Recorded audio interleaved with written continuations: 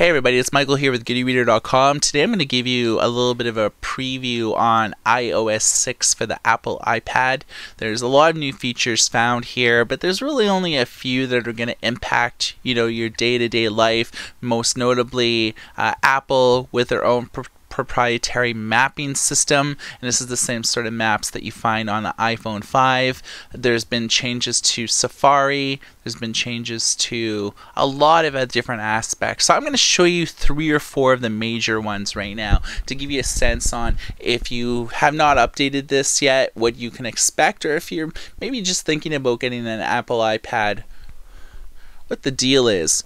You can see here that when you see the maps where you live, you can get directions and such on to and fro, so pretty detailed in terms of like which streets and stuff that you have to take. If there's like a problem, you can report it directly to Apple.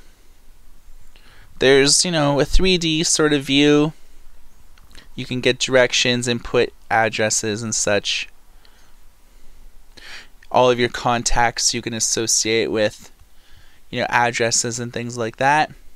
It's fairly cool. I don't know why a lot of people have their hate on for the new Apple Maps. I would say probably Google Maps is a lot better, but Apple has chosen not to put that in anymore.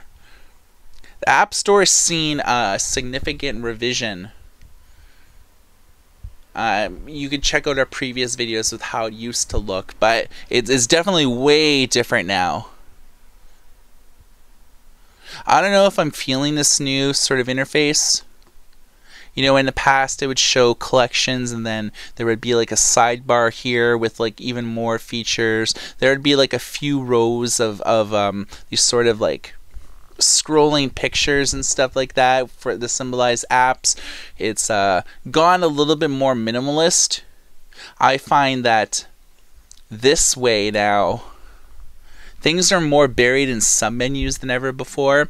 So you can see here all categories: games, education, newsstand, more, and then featured, charts, genius, purchased, and so on. So most of all of this has been tremendously revised.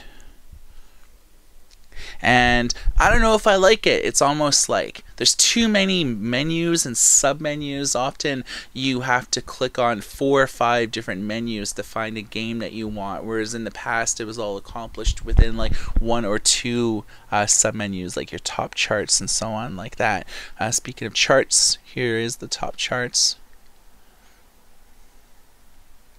So it used to just have free and paid, but now you have like a top grossing category, and because there's so many apps being displayed, sometimes it takes a while for all the cover art to get here. If you want to find out more about an app, this has actually undergone a bit of a revision as well. So here's one of our favorite magazine apps, Zinio.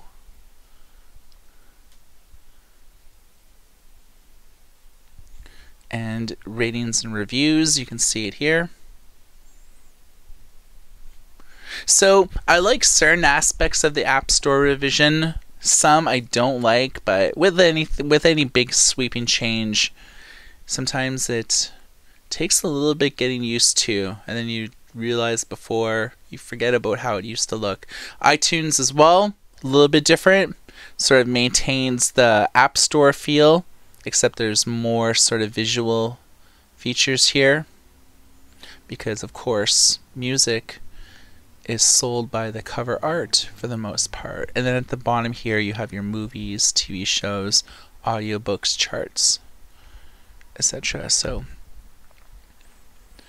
both free and paid shows that you can get. Most of the shows you actually have to pay for, but then you could subscribe to a service like Netflix, or if you live in the UK, Love Film, and things like that. One of the other new features besides the maps, which we've looked at, iTunes and the App Store, is the web browser. So you can see here that there's a new cloud application here. So it shows you if you have, say, like a MacBook Air or an iPhone 5 or something like that, and you were browsing something and that computer's actually open, you can actually pick up browsing where you left off, like on your iPhone or your whatever iOS 6 compatible devices. It's also undergone a bit of a revision here with the bookmarks.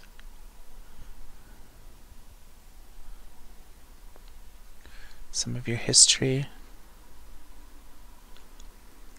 One of the other features that we found here is Siri, and Siri is finally making it to the Apple iPad.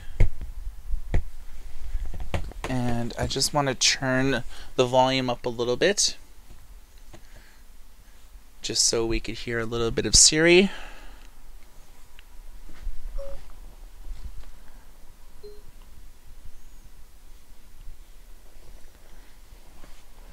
Let me just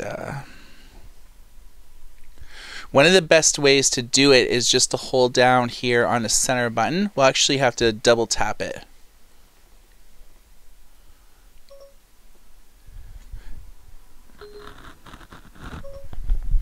What is the best tablet in the world?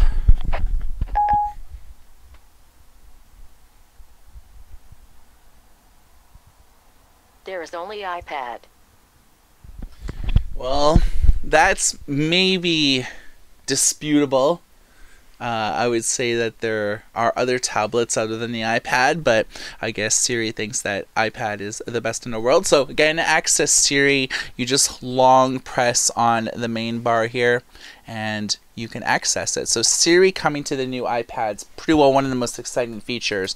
You can ask it things like to access things for reference with like Wikipedia. It will allow you to search things through the web. If you want to know about a lot of things, even the weather, it'll pull up like your weather apps and temperature and things like that. Very cool. And of course you do have the voice search as I showed you before with the keyboard, which is also cool. So this has just been a small preview of some of the features found in the new iPad, and it's one of my favorites for, again, reading magazines, books, color images, and so on. So for GoodReader.com, my name is Michael, and everybody take care.